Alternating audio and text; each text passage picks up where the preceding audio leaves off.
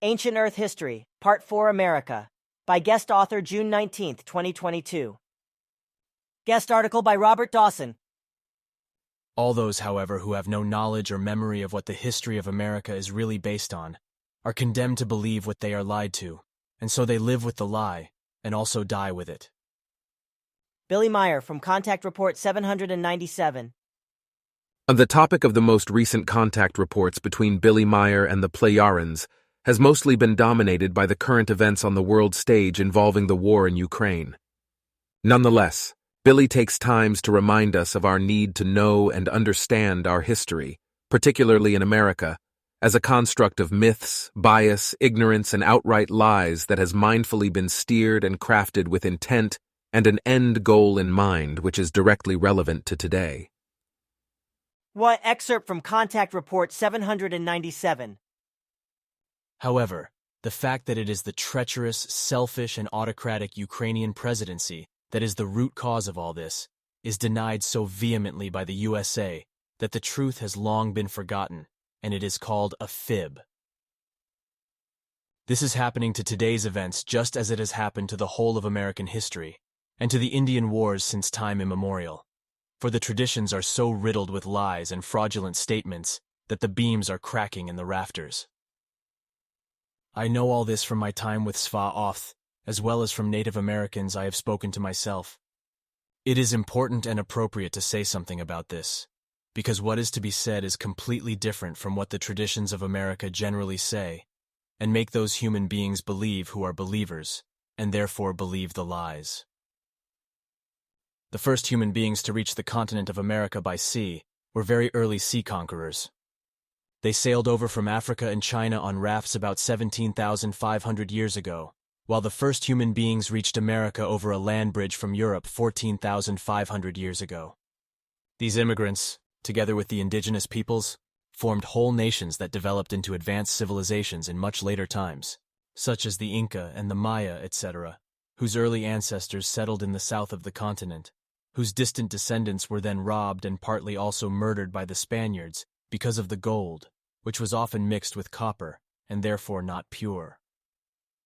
When Christopher Columbus sailed to the continent of America in 1492, he was already the umpteenth new discoverer of America, because thousands of years before him, other human beings had already come to this continent over land and water, and mixed very early with the indigenous people who lived as distant descendants of the early human beings developing on this continent, when the land was still connected with what is now called Asia and Europe. And indeed, it was not the first time that human beings from Europe found the sea route to America, for earlier and long before him, the Northmen were in America and settled there, such as the Viking Eric the Red, and later also his son, but they disappeared again. And again later in Contact Report 799, Billy makes a point to say it again.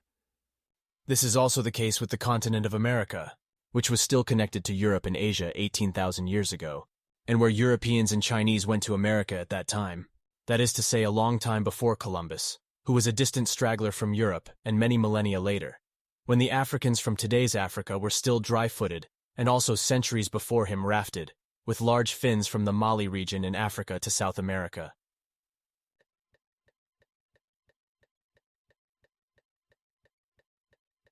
Researchers and artists have reconstructed the face of a teenage girl who lived 12,000 years ago in Mexico, and it's not the kind of face a person might typically associate with Native Americans. The remains of the girl, nicknamed Naya after the Greek term for a water nymph, were recovered from an underwater cave on Mexico's Yucatan Peninsula. Naya is regarded as one of the earliest known residents of the Americas. The oldest complete skeleton of its kind ever found is helping solve a mystery about the differences in body types between the first humans to arrive in the Americas and later Native Americans. The team led by archaeologist James Chatters reported in the journal Science that they'd found a big piece of the puzzle, the most complete skeleton of such antiquity ever found in the Americas, between 12,000 and 13,000 years old. Chatters described Naya's face as about the opposite of what Native Americans look like today. To see those features coupled with genetic markers indicating a common lineage with Native Americans is highly significant.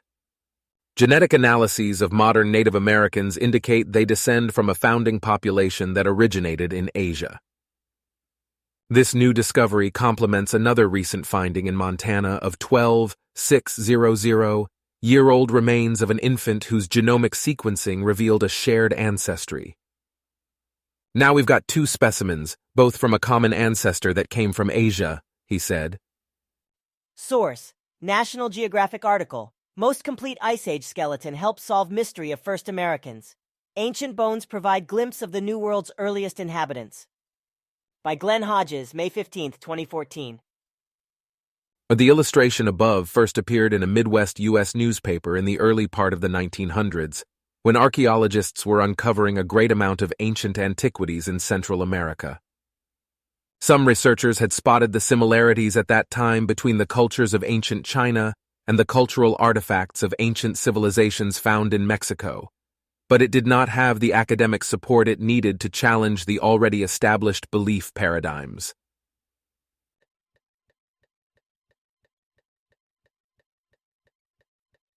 And so just how did the false historical narrative of America that made up its belief paradigms that Billy refers to in the contact notes come into being?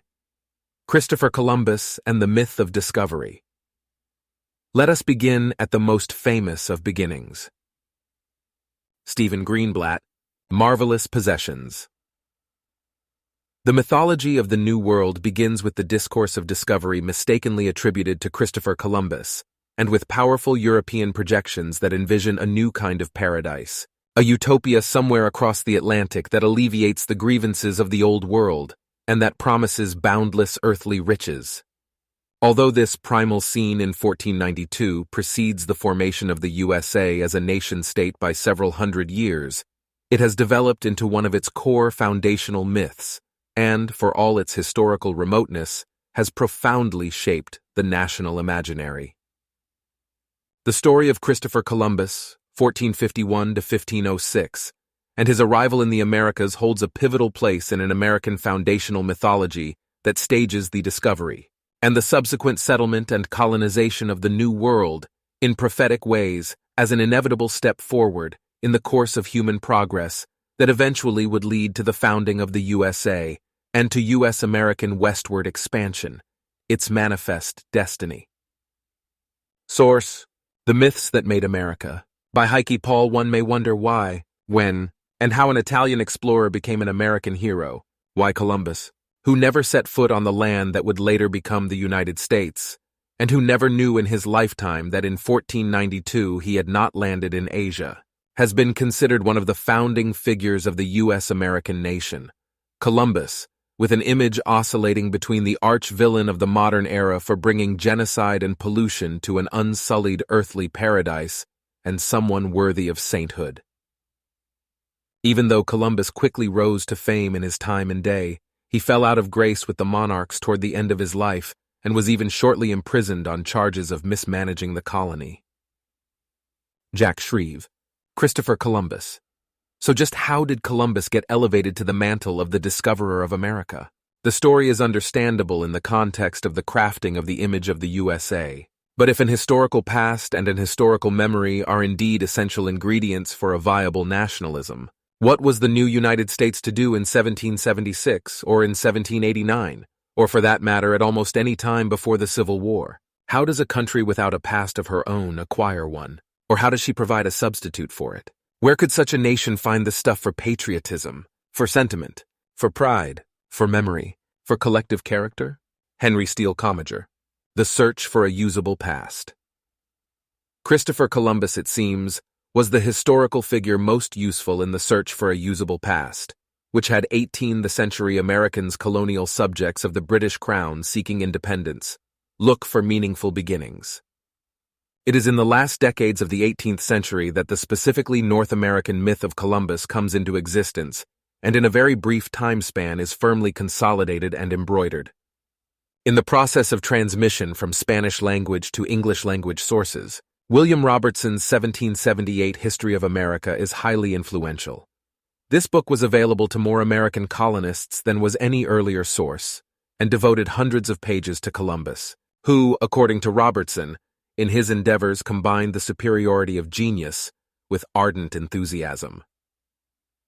Others followed Robertson in elevating Columbus and in crediting him with the discovery of a new world. Source: America Discovers Columbus, How an Italian Explorer Became an American Hero, by Claudia Bushman. American painter John Vanderlyn, 1775–1852, was commissioned by U.S. Congress in June 1836 to paint the landing of Columbus for the Capitol Rotunda. In this romanticized image, Columbus looks upward as if in reverent gratitude with his hat tossed to the ground in a sign of humility. The indigenous people cower in fear of the superior might of the Europeans and are merely part of the landscape with the same importance as the macaw bird perched in the tree.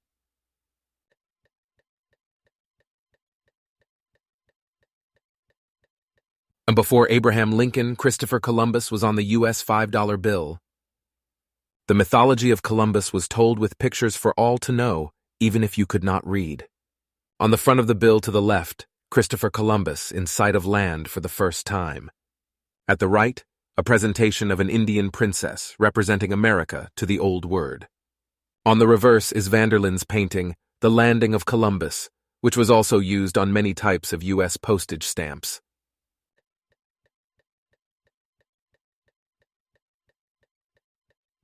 And many public figures and writers gathered around Columbus as a historical persona to affirm North American independence, and they represented him as a figure of national consensus, exemplifying American national virtues and an American national character.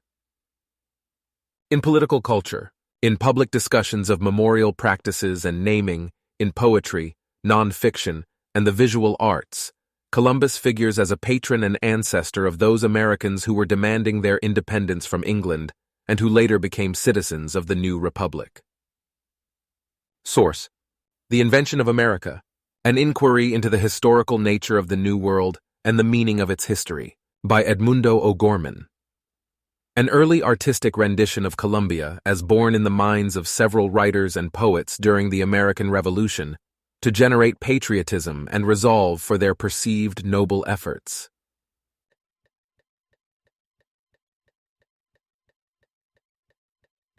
Christian leaders/settlers from the 1700, the 1800s referred to their violent displacements of native people as ordained by God, and themselves as God's chosen people fulfilling a preordained destiny. During the Civil War, both the United States and the Confederacy used Columbia's image and cried her name in battle. "Hail Columbia" was the national anthem before the Star-Spangled Banner. Another song, Columbia, the Gem of the Ocean, reached a height of popularity during the presidency of Abraham Lincoln, as well as Columbia, the Land of the Brave. In this highly partisan cartoon from the Civil War, Columbia confronts an evasive President Lincoln and accuses him of squandering the lives of her sons.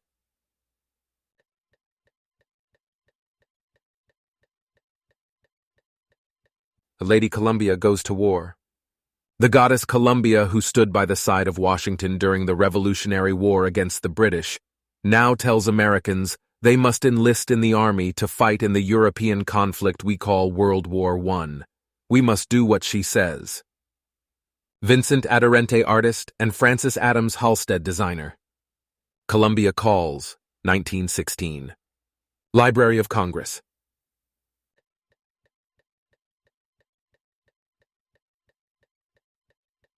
Naming the New World. Amidst discussions of naming the new nation, Columbia had been informally adopted as an alternative to America on the eve of the American Revolution. The suffix "ia" was slapped onto the name Columbus's to make it sound more Latin. Even if made up, more Latin equals more official equals tradition. It became a lyrical term for America envisioned as a female allegorical figure in revolutionary poetry. In 1776, Phyllis Wheatley penned one of the earliest descriptions of Columbia as a personification of the American nation in her poem, His Excellency General Washington. The goddess comes, she moves divinely fair, olive and laurel binds her golden hair. Wheatley follows her male contemporaries in pairing Columbus and George Washington commander-in-chief of the revolutionary troops for patriotic purposes. This tandem of two foundational figures is forcefully evident in highly symbolic practices of naming in the early republic. The U.S. capital is named Washington, whereas the government district, ceded by Virginia and Maryland in 1791, is named District of Columbia. George Washington's farewell address is published in 1796 as Columbia's Legacy. The geographer and mathematician Martin Wald-Seemuller introduced the name America for the new continent he mapped in his Cosmographiae Introductio in 1507, after the wide circulation of Amerigo Vespucci's Mundus Novus letter about his third journey to South America in 1501 and 1502, which had been published immediately in various languages. And the name stuck. Thomas Jefferson, when drafting the Declaration of Independence in June 1776, needed a term to replace the United Colonies and chose United States of America, but he meant it to only be temporary. But a few months later, the Second Continental Congress formally adopted the new name, and most people accepted this misnaming as a fait accompli. Columbia became the counterpart to Britain's protective war goddess Britannia. Excerpt from Contact Report 797. Then, when the French and the English went at each other in Washington, the first president of America committed murder on a French peace negotiator carrying a white flag before he could even say a word. The murderous machinations against the indigenous people, the very Indians, officially broke out.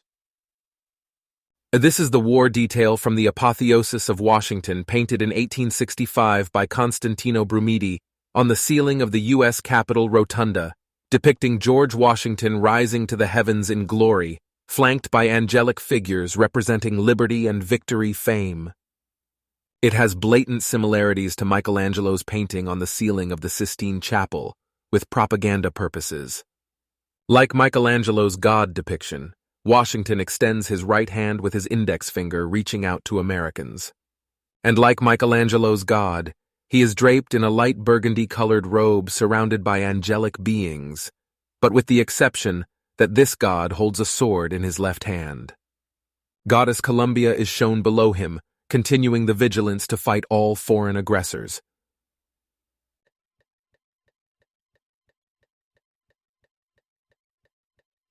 After the Revolutionary War and the newly formed United States of America won its independence from England, several different paintings were commissioned depicting British General Lord Cornwallis surrendering his sword to George Washington at Yorktown. They are all lies. Cornwallis was not even at the surrender. Nor for that matter was George Washington. Nor was it actually the end of the Revolutionary War. Cornwallis had a very low opinion of the rebelling colonists and sent his second-in-command, General Charles O'Hara, to surrender his sword instead.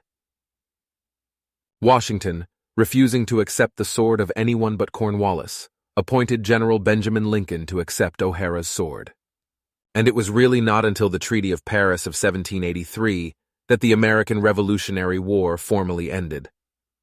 American statesmen Benjamin Franklin, John Adams, and John Jay negotiated the peace treaty with representatives of King George III of Great Britain. In the Treaty of Paris, the British Crown formally recognized American independence.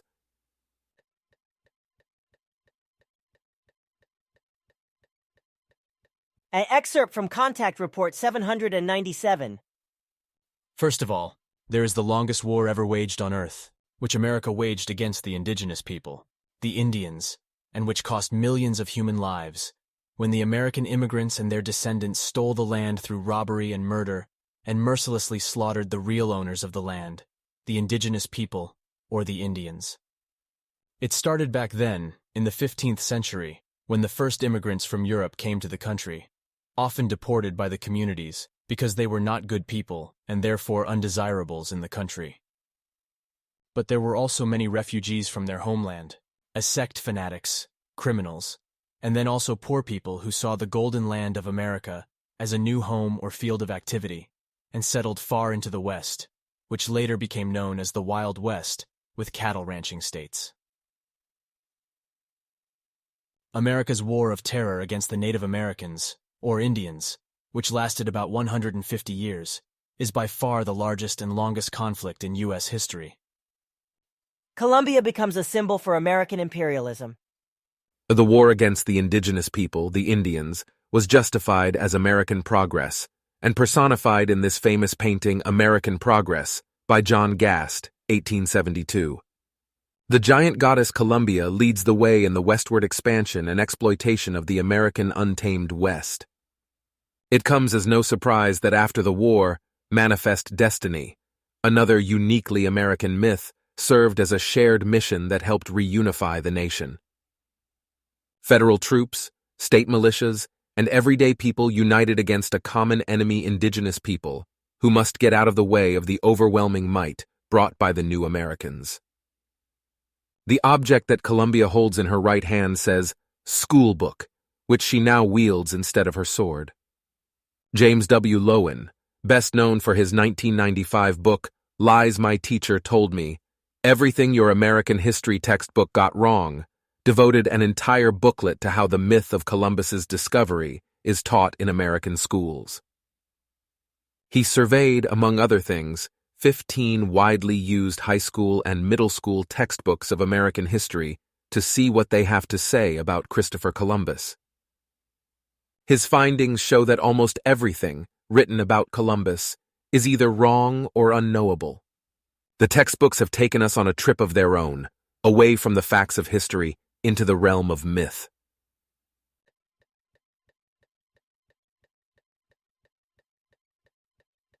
The U.S. under President Theodore Roosevelt rebuilt its entire Navy fleet with steel-plated heavy armor and powerful long-range guns. Nicknamed the Great White Fleet, and its hulls painted white, Roosevelt sought to demonstrate growing American military power by sending the fleet on a round-the-world tour, stopping at every major port in which the U.S. had interests. It was by far the largest and most powerful fleet that had ever circled the globe. The song Columbia Rules the Waves glorified the superior American might and weaponry. From Wikipedia article on the Great White Fleet. Still, at the start of a lot of films, the most recognizable woman in Hollywood is also a visual reminder of American imperialism, and the image of Manifest Destiny endures through Columbia Pictures. She has assumed a stance resembling Lady Liberty such that they are almost indistinguishable.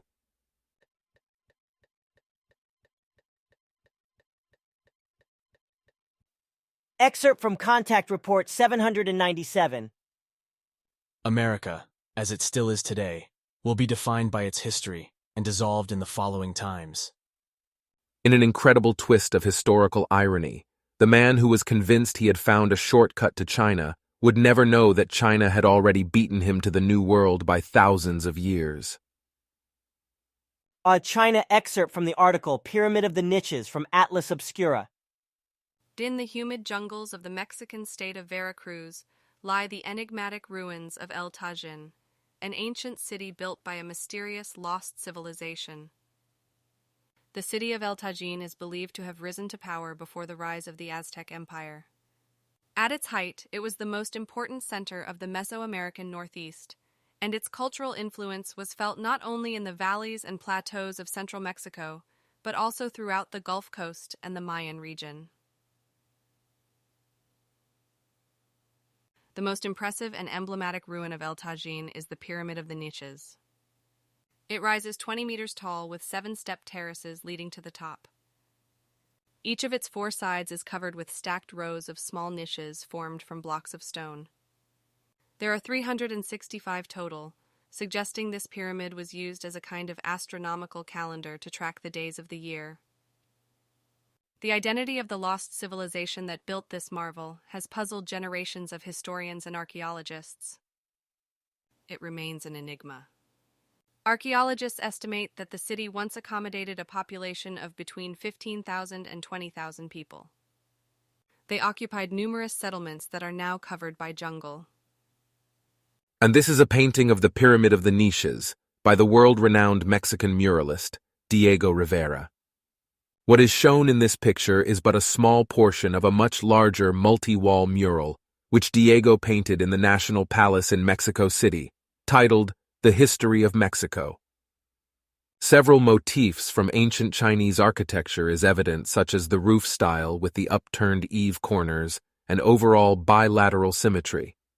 Diego, who was noted for the historical accuracy in all of his paintings, based the building's Chinese features on descriptions of it found in multiple ancient Mexican documents.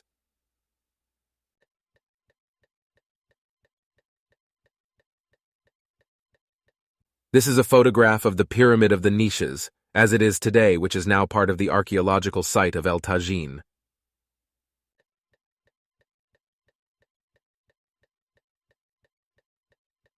It is unclear who built the city. From Wikipedia article on El Tajín, a palace in Tokyo, Japan is shown here to provide a comparison in roof style to the Pyramid of the Niches.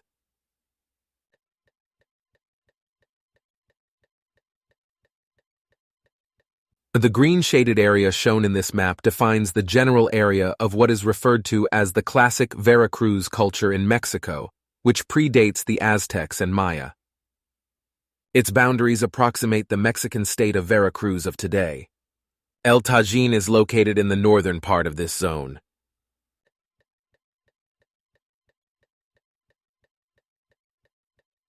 This jade mask recovered from this Veracruz archaeological zone displays facial characteristics of a Chinese man.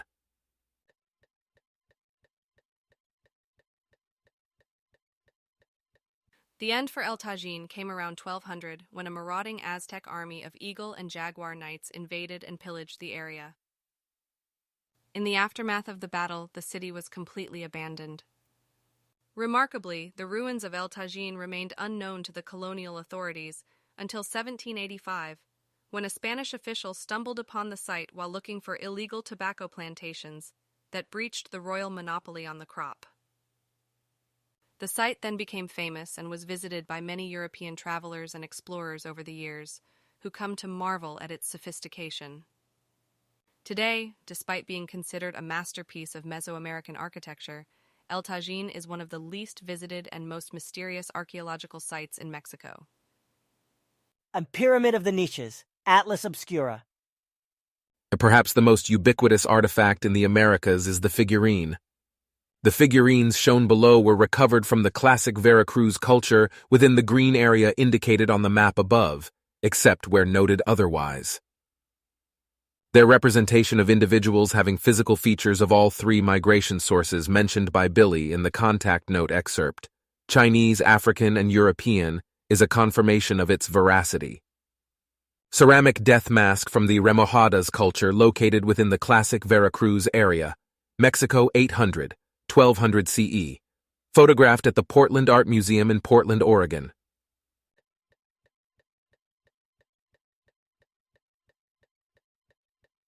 Seated figure wearing cape and helmet from Veracruz, Mexico.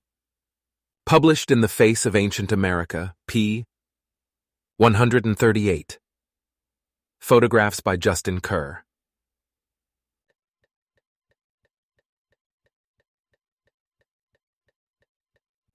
Stone sculpture of ball player with helmet from Veracruz area. Photographed at the Portland Art Museum in Portland, Oregon.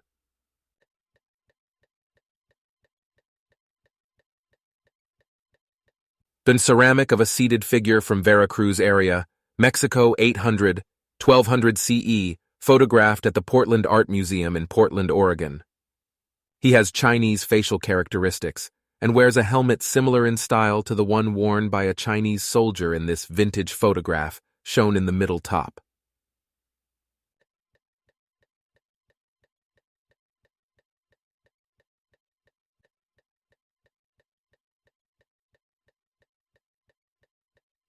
Several ceramic figurines from the Remojadas culture in Veracruz on display at the Mexico Museum of Anthropology.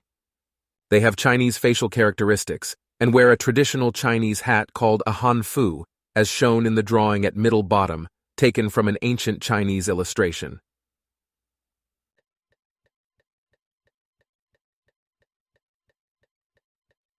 A terracotta seated figurine from the Veracruz classic area, wearing a cape and chest protector, published in the Face of Ancient America, p. 152. Photographs by Justin Kerr. Suspended above the head is a round, barrel-shaped parasol, similar to a type used in ancient China, as shown in the two illustrations in the middle. It is supported to the back with a brace so as to cantilever over the head. The face has distinctive features of both Chinese and African. Around the mouth area and the bridge above the nose, African scarification can be seen.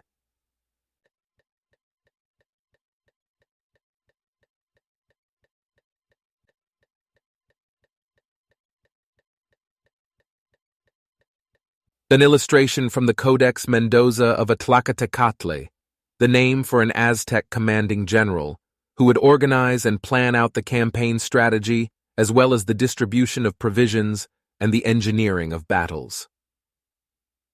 He was also one of the 4 advisors to the emperor and would act as a dignitary. They are said to have worn a red cape, long yellow labret lip plug, a headband adorned with 2 quetzal feathers tassels, symbol of high rank. The parasol banner mounted on a back frame is said to have been used not only for certain traditional reasons, but also for protection from the sunlight, rain, and projectiles. Its design may be another example of cultural diffusion from China.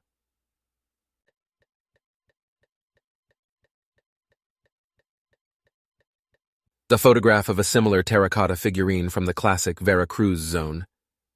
The African scarification can be seen in better detail. The facial features show the full lips of an African and yet a slanted eye pattern of a Chinese, an indication of intermixing.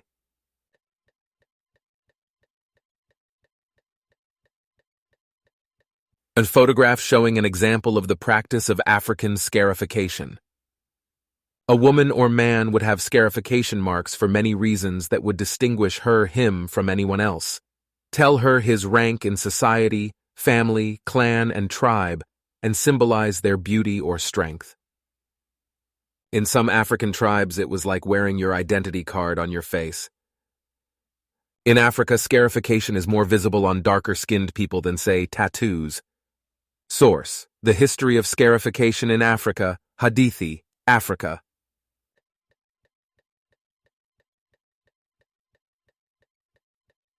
An illustration of body armor worn by a samurai warrior. Scholars agree that Japanese armor first appeared in the 4th century with the discovery of the cuirass and basic helmets in graves. It is thought they originated from China via Korea. Wikipedia article on Japanese armor.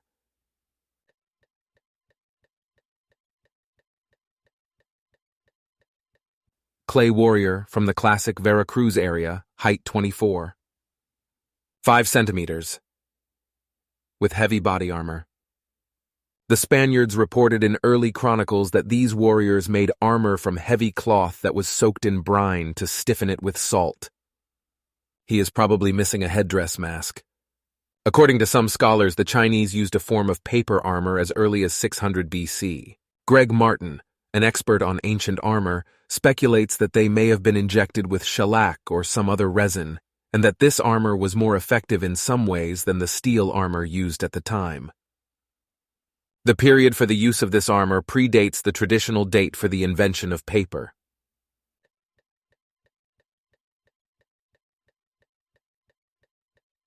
And this is a figurine of an Olmec warrior found in Guatemala wearing similar body armor. It is on display at the National Museum of Guatemala. His headdress is held in front, though his arms have long been broken off. He has African features with facial scarification.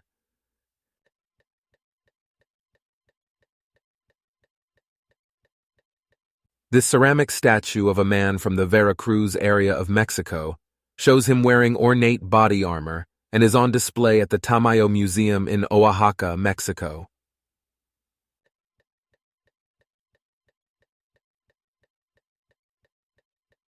A comparison style of body armor from Japan.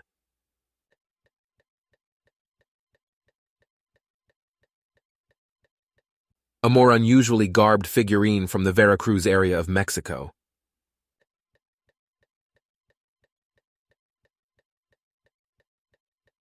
A style of hat worn in ancient China to designate magistrates. a type of helmet kabuto used in ancient Japan to designate an officer.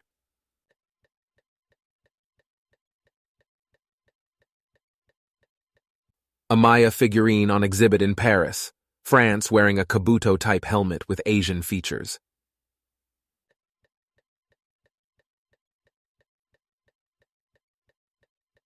The earliest helmets used by the Japanese were modeled after Chinese and Korean helmets.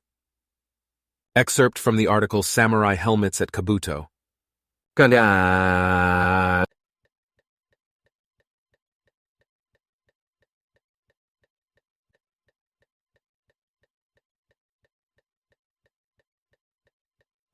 The magnetized Chinese stone heads of Guatemala.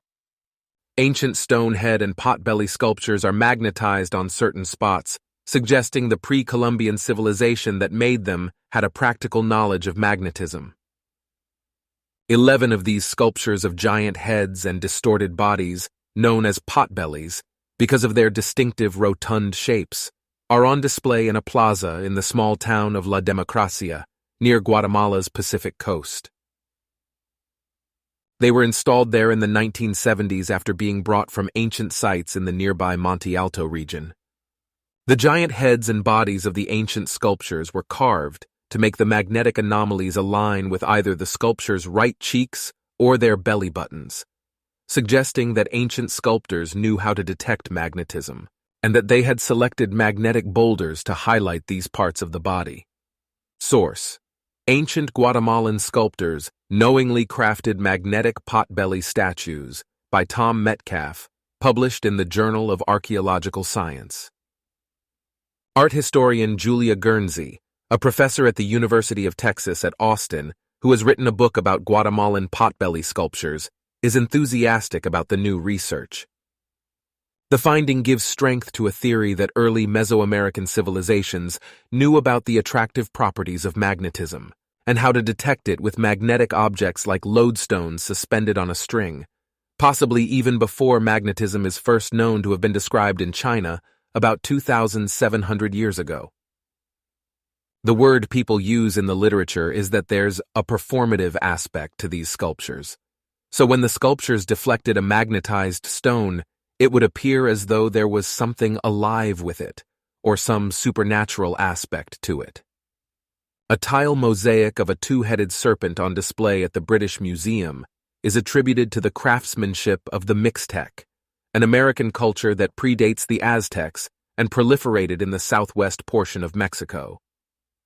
The architectural remains of the Mixtec contain similarities to certain Chinese motifs. It is considered one of the most important pieces in the museum's entire collection because of the skill and craftsmanship involved in making and detailing this object is breathtaking.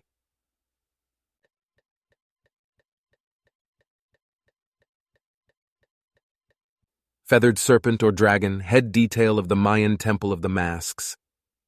A photo of a large Chinese dragon puppet used in parades.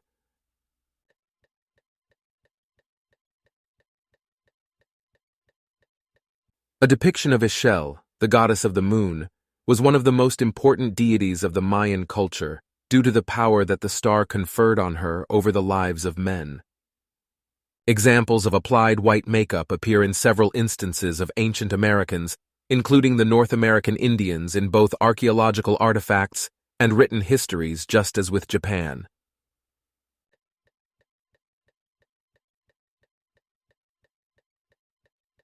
Two examples of Japanese geisha wearing white makeup on their faces.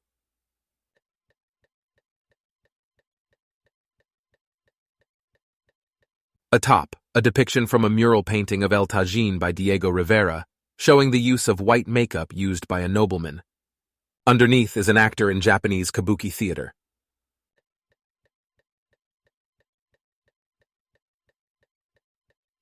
In the valley of Oaxaca, located in the southern highlands of Mesoamerica, an indigenous pre-Columbian civilization, known as the Zapotec civilization or the Cloud People, flourished around 2,500 years ago. Among their archaeological remains are several examples of Hindu gods. This is a statue of the elephant-headed god Ganesha.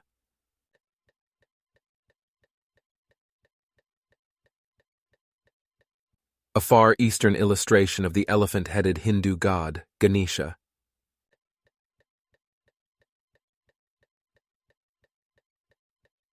And a figurine found in the jungle of Honduras sitting in a Hindu meditation pose.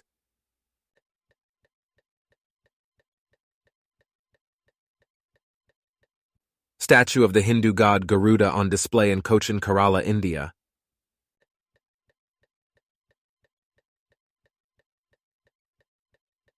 The depiction of slanted eyes occurs in Mayan sculptures. Paintings, drawings, frescoes, stone relief, codex manuscripts, and even daily utilitarian items such as vases, and drinking vessels such as this one discovered in Guatemala, Pitan, Dos Pilas, or vicinity, 740–800 CE. It is on display at the Los Angeles County Museum of Art. The subject is shown in a meditating position with his hand appearing to form a mudra.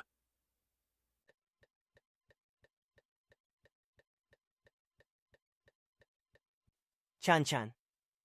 And Chan was the largest city of the pre-Columbian era in South America and was the capital of the historical empire of the Chimor, developed from the Chimu culture, which established itself along the Peruvian coast.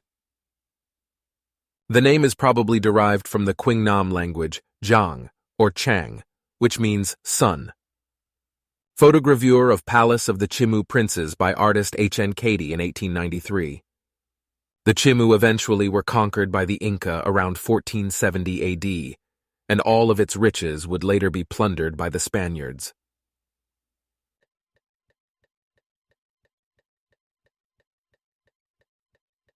Chan was the world's largest adobe city. This is an artist's conception based on archaeological findings.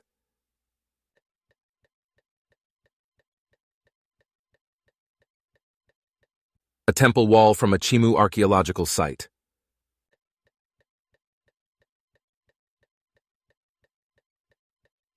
The map depicting the extent of the Chimu culture on the Pacific shores of Peru with Chan at its center.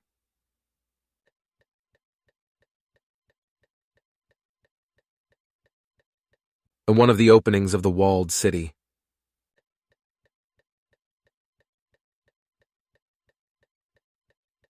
And the walls had a waffled interior that trapped dead air and provided incredible insulation from extreme temperatures.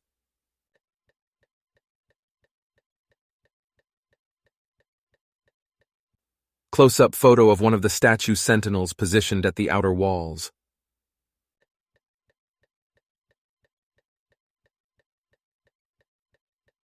A picture of an old style of hat worn in China with pointy corners similar to the hat worn by the sentinel statue.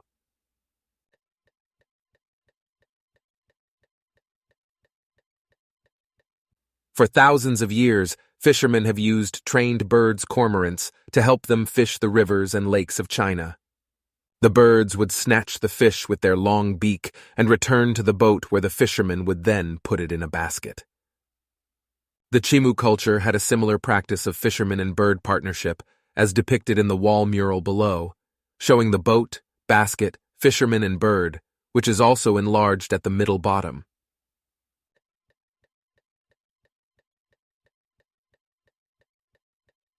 And the walls were constructed with adobe bricks and covered with a smooth surface on which images were carved.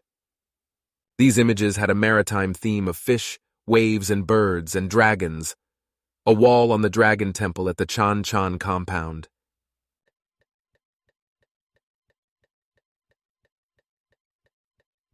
The top is a close-up of the double dragon motif on a wall of the dragon temple. Bottom is an example of the double dragon motif found in Chinese culture.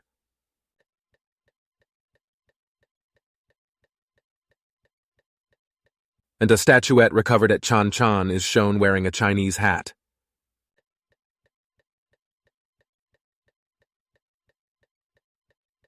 A square Jin Fang Jin, a square soft hat issued in the early Ming dynasty, is made of black gauze, worn by officials.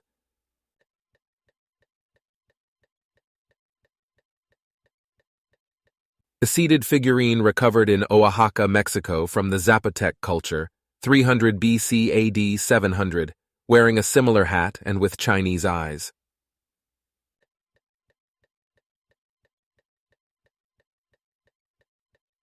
Maya. When Christopher Columbus sailed to the continent of America in 1492, he was already the umpteenth new discoverer of America, because thousands of years before him, other human beings had already come to this continent over land and water and mixed very early with the indigenous people who lived as distant descendants of the early human beings developing on this continent, when the land was still connected with what is now called Asia and Europe. These immigrants, together with the indigenous peoples, formed whole nations that developed into advanced civilizations in much later times, such as the Inca and the Maya, etc. Maya is a modern term used to refer collectively to the various peoples that inhabited this area.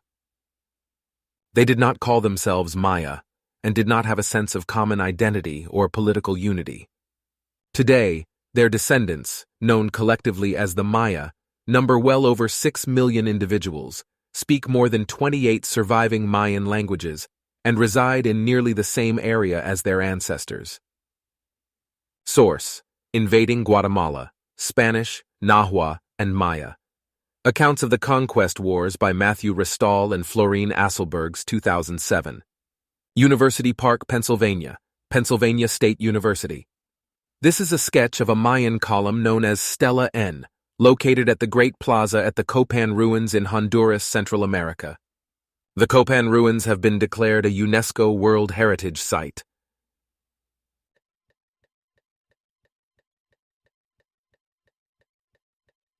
And this is a still shot from The Sword and the Brocade, an historical Chinese drama series set during the Ming Dynasty. The actress is wearing a traditional Chinese wedding headdress. When compared closely, a number of similarities can be noticed between the Chinese headdress and the headdress worn in the two Mayan columns. A face appears at the crown with 2 eyes and a nose, and large draping ear ornaments adorn the woman.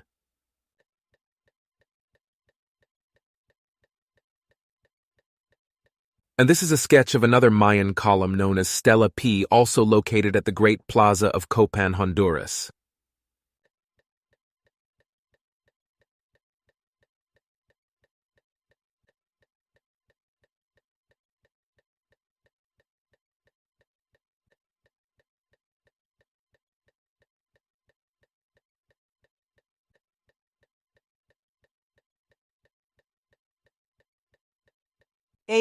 The Mayan elephants.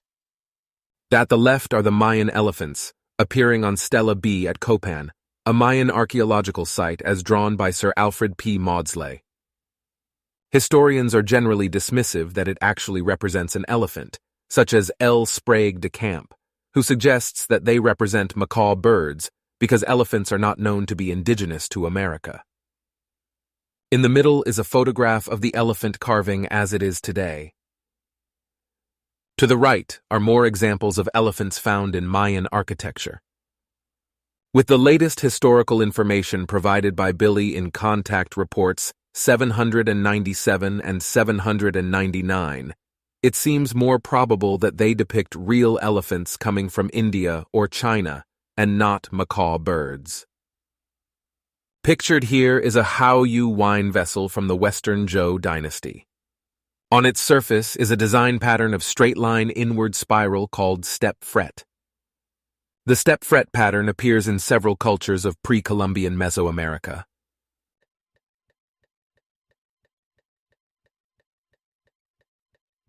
And the Mayan ruins at Uxmal with elephants using their trunks to create hook designs. The hook design is also a Chinese characteristic as used on the sides of the wine vessel to the left.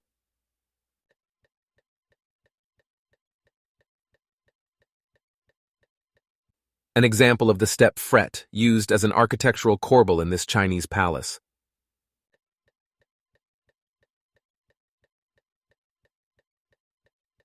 Step fret is used in the architectural header at the Mayan governor's temple.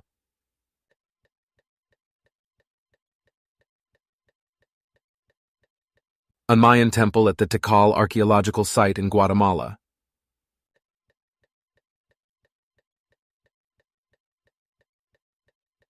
A very early molded clay tablet found at an early North India relic mound shows a stepped pyramid similar to the Mayan pyramid shown to the left.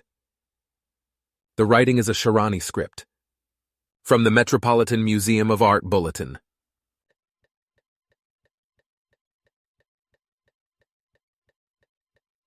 Two examples of pyramid temples in Southeast Asia of similar style to the Mayan temple. The top is at Baksay Chamkrong in Cambodia, and the other is the Kokare Pyramid Temple also in Cambodia.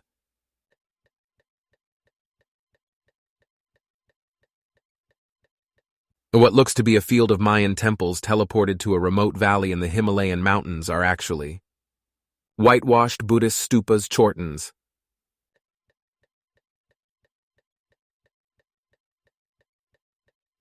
The coiled antennas mounted to the top of these stupas is similar to what is shown on top of the pyramid in the molded clay tablet above. The significance of this will be discussed in a future article about ancient alien technology. The Great Stupa in Mindroling Monastery in Dehradun, India is the largest stupa in the world. The large figure coming down the center steps is actually a large statue that is roughly 3 times the size of an average human. The small colored specks at the top landing on the right are real humans.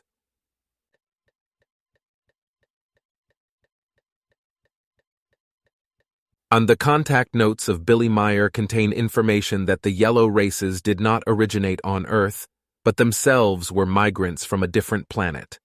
The Kintan, who we call Chinese, and the Niper, who we call Japanese.